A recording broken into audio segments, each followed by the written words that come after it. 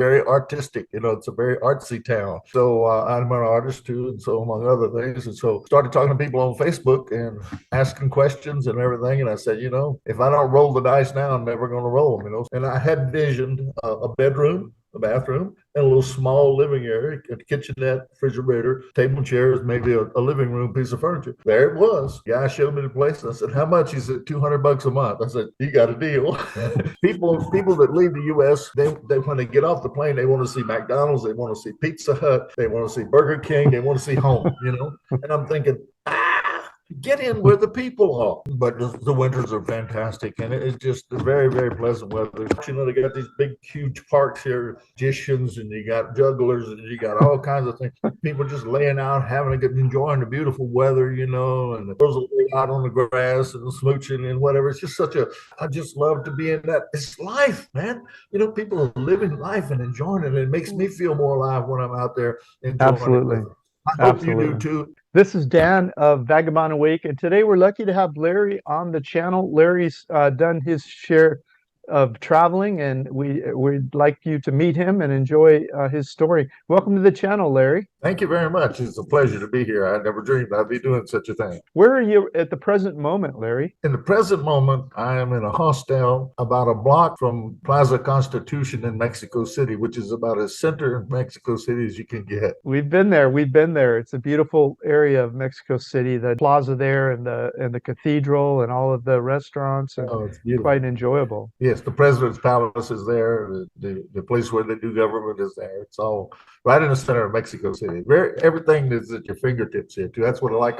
That's what I like about the vibe of Mexico City. I'm a plaza kind of guy. I like the vibe. When I need something, there's all these little shops, specialty shops within a block, man. When I first got here, I said, I need a soap dish. Where in the world? I'm in downtown. Where am I going to find a soap dish? There's no dollar store. There's no Walmart. And so I asked the guy at the desk, and just around the corner. Went around the corner there, and here's this store that had that kind of stuff. Need a soap dish. I put it on Google Translate. Need a soap dish. They had one. Presto. So I love that about Mexico City. Yeah, so you're in the plaza there where the cathedral is, and they have spot where it's on was near the center of the city back pre-Hispanic times, and so it's really a fascinating place to go and study about the Mexican region. Yeah, it's an iconic building. They're doing some kind of exterior work with this got scaffolding all around it at the present. Man, I'm looking at those waves behind you, and I'm just drooling. That's my kind of vibe right there. Well, that's a virtual picture. Actually, I'm actually in my here. I'll show you real quick. It's just a hotel room I'm in. Okay. But it's entertaining to have the waves behind me. What would you like to know about Mexico and my experience here? I've been here 4 years. Tell us about it. I know you're not a typical. Most of my guests are more people that have picked one place and they're living there, and I would call you you're more of a vagabond, more of a traveler. Tell us a little bit about some of the places around the world you've been and what you found interesting. Spill your guts, Larry. Tell us what you're thinking. Well, my daddy bought a television when I was 14. And I lived in Louisiana, flat as a pancake. I can't see any further than the mailbox. And then my brothers went in the military, and they went to all these exotic places, And I said, life is just too short, and there's so many places to see. I can't spend the rest of my life here in this place, So I went in the Air Force and didn't get any further than Savannah, Georgia, from Louisiana, where I'm from.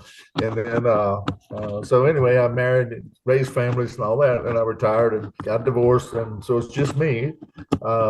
I've been to Mexico, of course. I've been to Belize, Jamaica. I've been to Aruba. I've been to Venezuela. I worked a big job down there in a refinery. UK. I've been to Scotland and England. Rode right down through the middle of the car. Amazing place. France, Netherlands, India. I believe that's all. Mexico is close. My sister lives in Puerto Vallarta. She's been there almost 30 years. She knew I was looking for a place to retire outside of the country. Have you thought about 𝗂𝗄𝗄? I said, where? She said, 𝗂𝗄𝗄. I said, where in the world is that? She said, well, look it up. So I looked it up. I was on Lake Chapala, which is the largest freshwater lake in Mexico. 70 miles long. I started seeing there was a lot of expats there. There's anywhere from 15 to 20,000 expats there, depending on the season. And I said, well, that means English speakers, so I can make it there. And it's very artistic. It's a very artsy town. So I'm an artist too, and so among other things. And so started talking to people on Facebook and asking questions and everything. And I said, if I don't roll the dice now, I'm never going to roll them. So I rolled. I've been to Mexico to visit her, but never there. I went sight unseen. A guy on Facebook says, look, come to my house. You can sleep overnight with me. We'll go to the breakfast at the American Legion. They have one there in the morning. And he said, after that, we'll find you a place to stay. Great. So I took a taxi to his house. They fed me, put me in bed, got up next morning, went to the American Legion, finished breakfast, and we walked down on the street. Here comes this lady by herself walking down the street. I said, excuse me, ma'am. I said, good morning. I said, can you tell me where there's a rental near here? So, well, yes, just about four doors down here. There's a rental. And I went down there, and I had envisioned a bedroom, a bathroom, and a little small living area, a kitchenette, refrigerator, table and chairs, maybe a living room piece of furniture. There it was. Guy showed me the place, and I said, how much? He said, $200 a month. I said, you got a deal. And I stayed there well over a year. I've been to Rosarita. I like that, but it's kind of a spring break type town. Margaritaville super. Ensenada, Tijuana. I didn't like Ensenada so much. It doesn't have that modern, the architecture where I'm at here is like you would swear you were in Europe. Barrio, Mexico is just not quite my cup of tea. On a hard time, they're doing the best they can, but I just like a little bit more modern. Watched that video the other day of you in Malaysia with that guy. I mean, that was just spectacular. What a modern, beautiful, gorgeous place for peanuts. I just have such a hard time putting my hands around people that just so brainwashed that they think that wherever they happen to be, that's all that life is. Man, I can't do that. I'm in a hostel. I'm paying $12 a night. $12 a night. I'm looking for an apartment, and Mexico City is a real central place. They have air flights going all over the world. If I can get a place here around $350 a month, a room share, a small apartment or whatever, that frees up my budget, put a lot of money away for weekend travel, week travel, or go for a month, whatever. And if I find some place that I like better than here, well, it's time to go. I thrive on change. You know what I'm saying? Absolutely. And, people that leave the U.S., they when they get off the plane, they want to see McDonald's, they want to see Pizza Hut, they want to see Burger King, they want to see home. And I'm thinking, get in where the people are. Live among the people. And that's the way you enjoy being there. And they have so much value. When I was living in Chapala, I had a 4-bedroom house, fully furnished, and I was the only person living there for $400 a month. I had a housekeeper and a gardener. It was so great, And across the street, the landlady had lived there for 40 years. There was a little abarrote, a little small grocery store, and the guy that owned it was a professional meat cutter. But then he'd come home in the evening and he would sell meat and stuff, but he would also make tacos and whatever, make a little extra income. So she said, I want to introduce you to my neighbors. So we went over there. So we got to talking and whatever. And I'd go back now and then and get a little something if I needed. An evening, he'd be out there with a lot of people gathered around, locals, just family people. When I moved in the house, there was no living room furniture. The landlady had sent it out to have it reupholstered. And all I had was a recliner that I brought from my previous place. She brought this living room furniture back, and it was monster stuff. There was no room for my recliner. I went over across the street and I asked the guy, I said, hey amigo, the guy that owned the place, I said, you got a recliner? Come with me across the street. I want to show you something. Have a seat.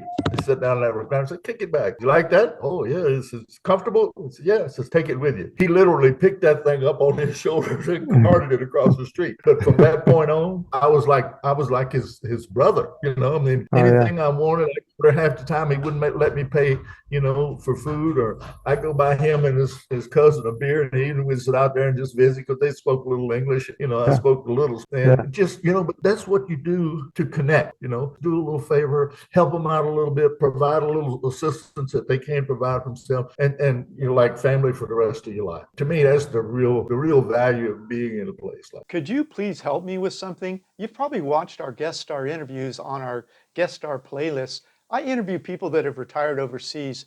They share valuable information such as cost of living, safety concerns, finding love overseas, healthcare experiences, and money problems. If you'd like to share something that you have learned living overseas, please come to vagabondbuddha.com, click the More tab, click the Contact Me tab, and tell me about what you would like to share with my channel. is. That's great. Connecting with the locals. Sometimes people always go to other expats and ask, and it's okay to do, but it's also good to make those connections. And because often the locals know how to do everything for sometimes half or 75% off what an expat's going to pay. They want to go to shiny air-conditioned grocery stores and tablecloth restaurants, and it doesn't have as much character in my mind. You follow a local around and you really get to know a place. They won't let a vendor rip you off either. You pay the regular price, not the tourist price.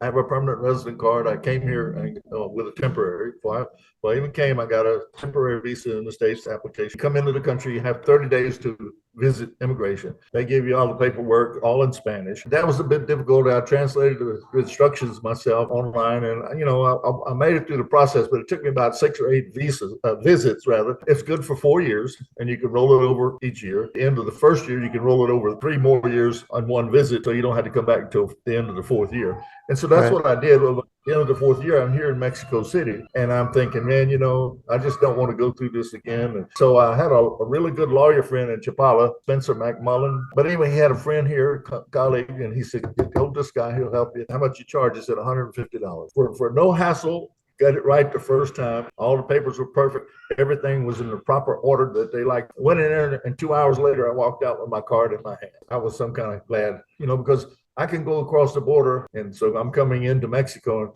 and the immigration guy there, and I showed him the pass. He says, welcome home. Big smile.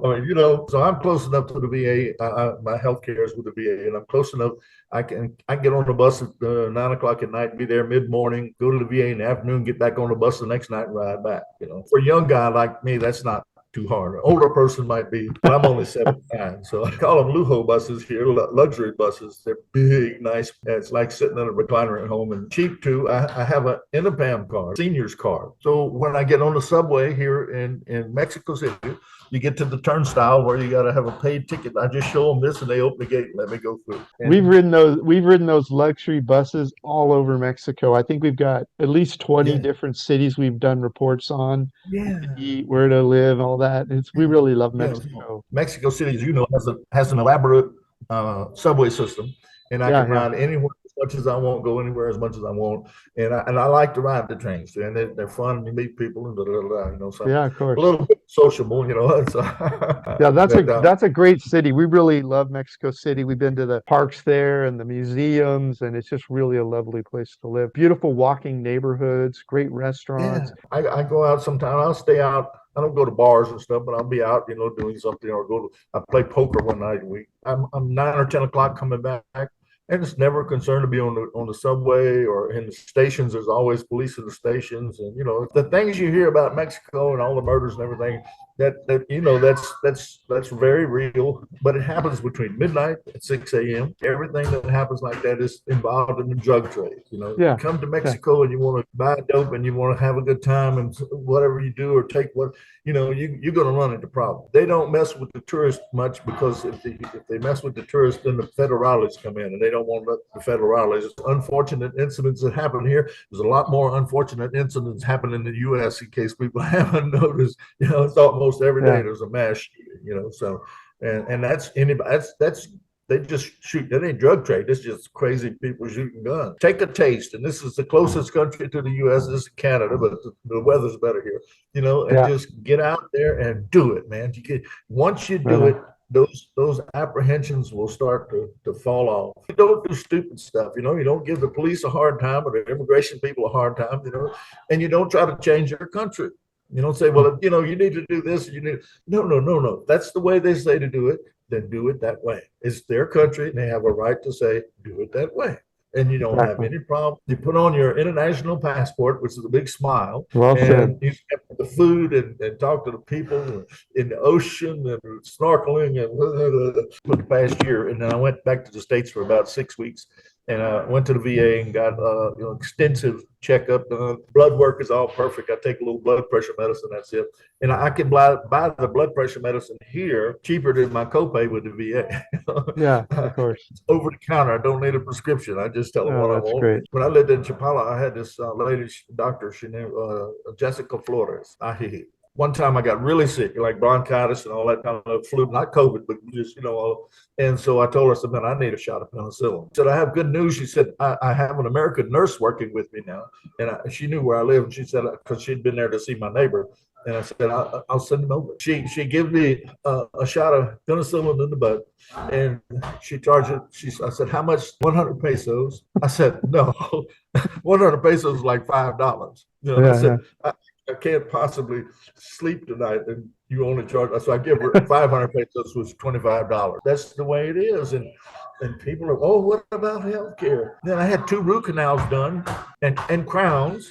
How much does that cost in the States? $4,000-6,000. Both of them, very professional, electronic X-ray, all that, blah, blah, blah, and $300 for both of them. There's something wrong in our society. When you're retired and you're on a fixed income, and these things are very important. Funny world, the difference between healthcare. I'm not saying it's perfect overseas, but for me, it's just ridiculous in the U.S. what it's become.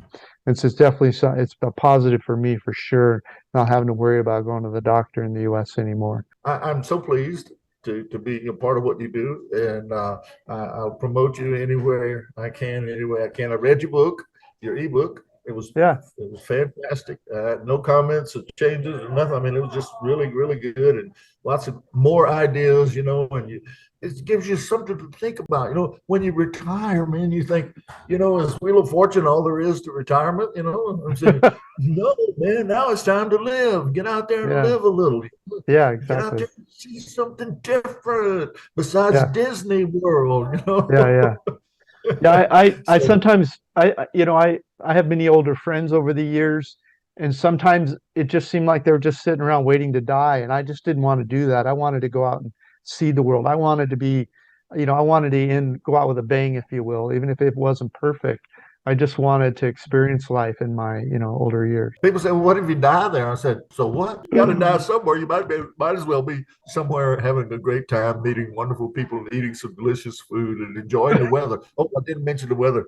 Can I just have a minute to mention the weather? Yeah, go ahead. It is very cool, but not cold. It does get a little cold sometimes. That most places do not have heat of any kind. And only businesses have air conditioning, but you don't need it. It's 8,600 feet here in Mexico City. In summertime, it's kind of rainy in the evening, but it stays cool year round, but not cold. So you're a mile and a half you're a mile and a half in the sky there, so you have some elevation to keep it cool up in the mountains. Yeah. Yes. And when it's in Japan, it's 5,100 feet, and it's cool year round. But before the rainy season, April and May are the 2 warmest months. In the middle of the afternoon, you get up mid-80s, and if you're on the sunny side of the building, they can get a bit warm inside. But the winters are fantastic, and it's just a very, very pleasant weather. Breeze blowing here most of the time, it's just very comfortable to be outdoors. If you go to the big parks, they got these big, huge parks here, magicians, and you got jugglers, and you got all kinds of things. People just laying out, enjoying the beautiful weather, and the girls will lay out on the grass and smooching and whatever. It's just I just love to be in that. It's life, man. People are living life and enjoying it. And it makes me feel more alive when I'm out there enjoying Absolutely. it. I hope you do too. Peace to all the people out there all over the world, no matter where you're at. Life's too short to spend it in one place. Thank you so much, Nick, for having Thank you, Larry. Thanks for coming on. Maybe we'll do it again sometime soon. Be open to answering anybody's questions or comments or whatever. And love what you do. I tell everybody, Thank you very much. Peace, brother.